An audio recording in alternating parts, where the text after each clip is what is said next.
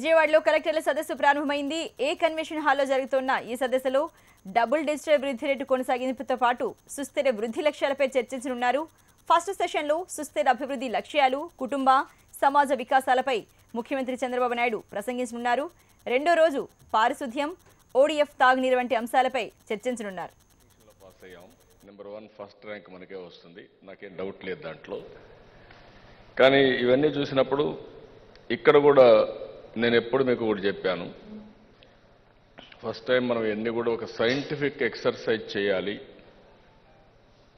ఒక విజన్, దానికి తగిన విధంగా ప్రాసెస్, అది ఎగ్జిక్యూట్ చేయడానికి ప్రతి ఒక్కరిలో సమర్థత, అదే మరిగా నైపుణ్యం, ఇవి మనం పెంచుకుంటే ఈరోజు టెక్నాలజీ ఏజ్లో ఏదైనా సాధ్యమనేది మన ప్రగాఢమైన నమ్మకం.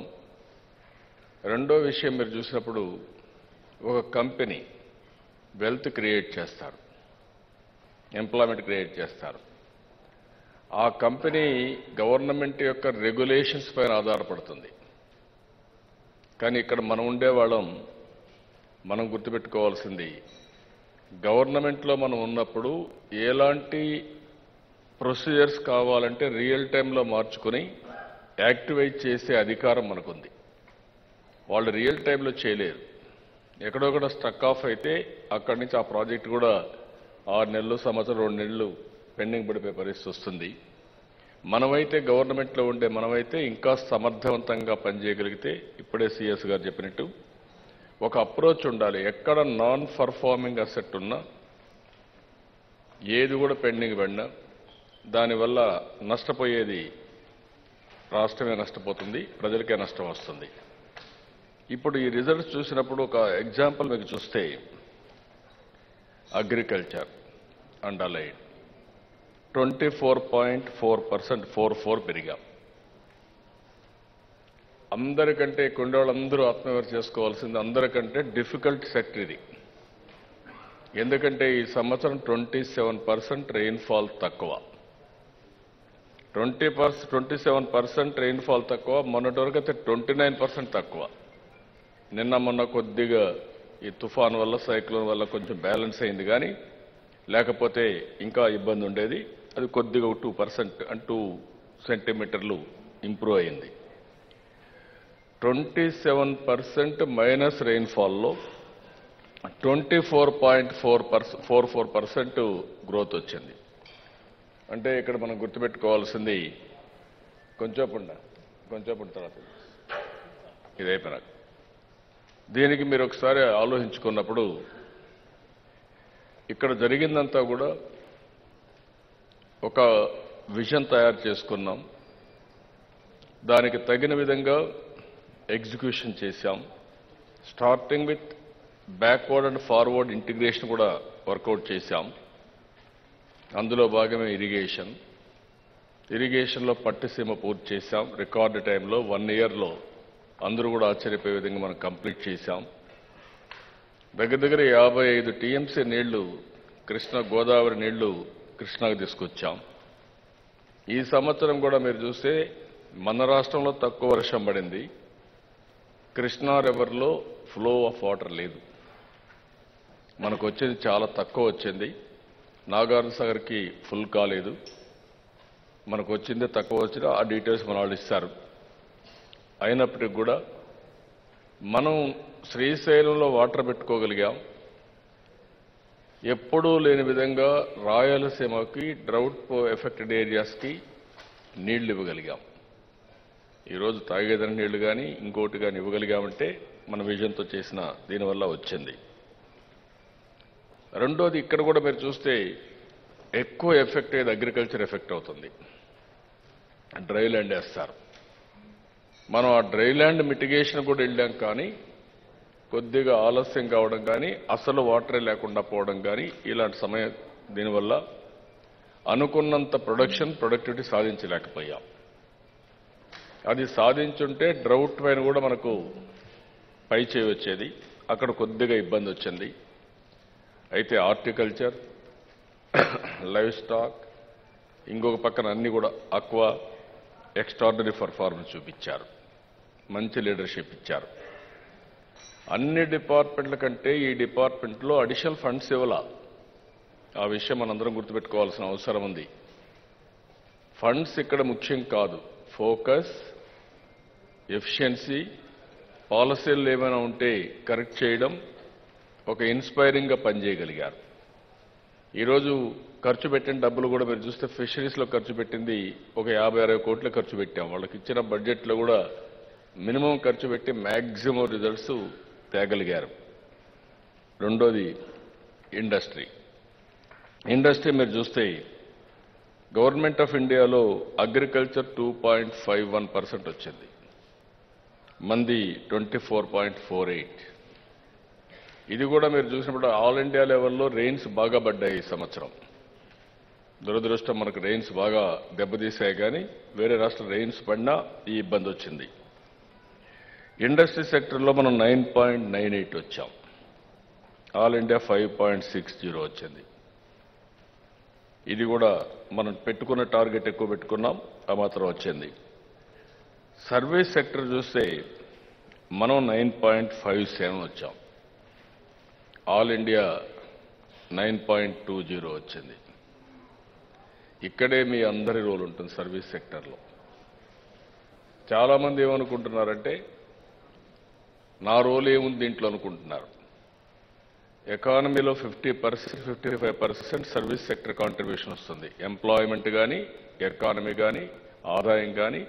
గవర్నమెంట్కి ఎక్కువ ఆదాయం వచ్చినా కూడా మళ్ళీ సర్వీస్ సెక్టర్ నుంచి ఎక్కువ ఆదాయం వస్తుంది. ట్యాక్సేషన్, మీరు అగ్రికల్చర్ చూస్తే ట్యాక్సేషన్ తక్కువ ఉంటుంది. అదే ఇండస్ట్రీ చూస్తే టు స్టార్ట్ విత్ ఇన్సెంటివ్స్ ఎక్కువ ఇస్తాం, ట్యాక్స్ ఎగ్జంప్షన్స్ ఎక్కువ ఇస్తాం. అవి రావాలంటే 10 ఏళ్లకు, 6 ఏళ్లకు, 5 ఏళ్లకు వస్తాయి. ఎంప్లాయ్మెంట్ వస్తుంది కానీ ఇండైరెక్ట్గా మళ్ళీ ఎకానమీ బిల్డప్ అవుతుంది తప్ప డైరెక్ట్గా రాదు. వేరే సర్వీస్ సెక్టర్కి ఈరోజు ఖర్చు పెట్టిన డబ్బులు నెక్స్ట్ డే మీకు ట్యాక్స్ వస్తుంది. అది హోటల్ ఇండస్ట్రీ కావచ్చు, లేకపోతే కన్స్ట్రక్షన్ కావచ్చు, లేకపోతే మీకు ఐటీ కావచ్చు, టూరిజం కావచ్చు, ఏది తీసుకున్నా ఆటోమేటిక్గా వచ్చే అవకాశం ఉంటుంది. దానికి మనకు తెలుసో తెలియకపోవడం వారు చెప్పినట్టు ఒక మున్సిపాలిటీలో 10 బిల్డింగ్లు పర్మిషన్ ఇవ్వకుండా పెండింగ్ పెట్టి కూర్చుంటే అది నాన్ పర్ఫార్మింగ్ అసెట్గా తయారవుతుంది. ఆ 10 బిల్డింగ్లు కానీ పూర్తి చేసి ఆ బిల్డింగ్లు పూర్తవుతున్న ఎకనామిక్ యాక్టివిటీకి పోతే ఆటోమేటిక్గా గవర్నమెంట్ కూడా ఆదాయం వచ్చే పరిస్థితి వస్తుంది. ఇది మనం చూసినప్పుడు ఐఎమ్ వెరీ హ్యాపీ. మనం రైట్ ట్రాక్లో ఉన్నాం. అయితే అందరం కానీ సమిష్టిగా ఇంకా కెపాసిటీ బిల్డప్ చేసుకోగలిగితే మనం అనుకున్న 15.28% పెద్ద కష్టం కాదు. ఇది రాబోయే రోజుల్లో కూడా మనం ఆలోచించింది ఒక 15-20 ఇయర్స్ సేమ్ గ్రోత్ రేట్ రావాలనేది మనం ఒక టార్గెట్ పెట్టుకున్నాం. ఇది సాధించడానికి మనం వర్కౌట్ చేయాల్సిన అవసరం ఉంది.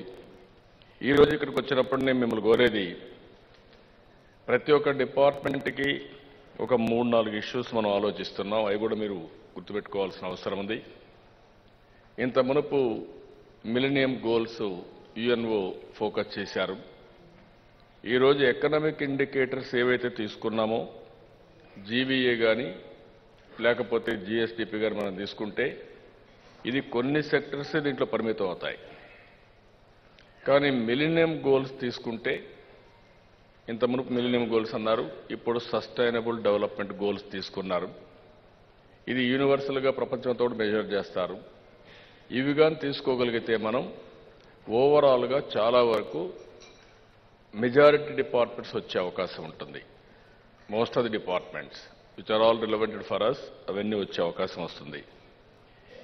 ఇది అయిన తర్వాత నేను ఒక ఫోకస్, ఈరోజు మేము ప్రజాస్వామ్యంలో ఉన్నాం, మీకైతే పర్వాలేదు కానీ మాకు 5 ఏళ్లకు పరీక్షలు ఉంటాయి, మళ్ళీ ఎలక్షన్స్ ఉంటాయి.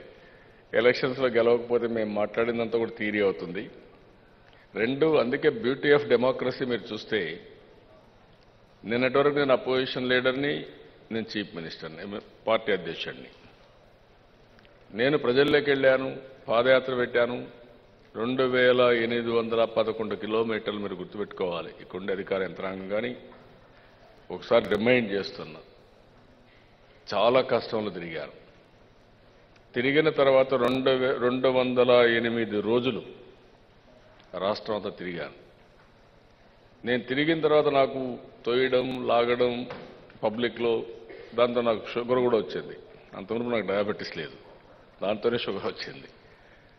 అదే మరి నాకు కాలు నొప్పి ఉండేది కాదు. నాకు కాలు తిరిగి కాలు నొప్పి కూడా మీరు చూస్తే ఫస్ట్ డే నేను ఒక వారం రోజులు హిందూపూర్తో ప్రారంభించి నేను కొంత దూరం నడిచిన తర్వాత హార్డ్ సర్ఫేస్ మీద నడిస్తే ఆటోమేటిక్గా కాళ్ళు నొప్పులు వస్తాయి, ఎముకలు నొప్పులు వస్తాయి. నాకు అక్కడ స్టార్ట్ అయింది. 8 రోజుల్లో అది స్టార్ట్ అయితే నేను డాక్టర్స్ అందరినీ కన్సల్ట్ చేశాను, ఏం చేస్తే బాగుంటుందని, ట్రీట్మెంట్ ఇమ్మని. They advised me, there is no treatment, you take rest. 1 month మీరు ఇది స్టాప్ చేసి రెస్ట్ తీసుకుంటే తప్ప ఇది రికవర్ కాదు.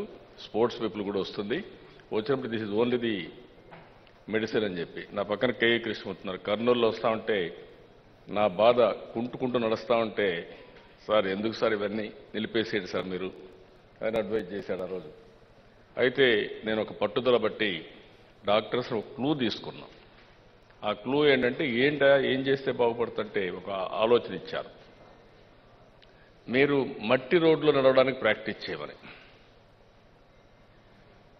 అన్ని సిమెంట్ రోడ్లో పోతున్నాం, అతని అడ్వైజ్ మట్టి రోడ్డు. మట్టి రోడ్డు నడవాలంటే ఎక్కడ నడవాలి? రోడ్డు పక్కన బాంబులో నడవాలి. ఆ మధ్యలో బాంబ్స్ ఏవైతే ఉంటాయో దాని మీద నడవాలి. లేకపోతే చెత్త అంతా ఉంటుందో అవన్నీ తీసేసి నడవాలి. Know how difficult it is.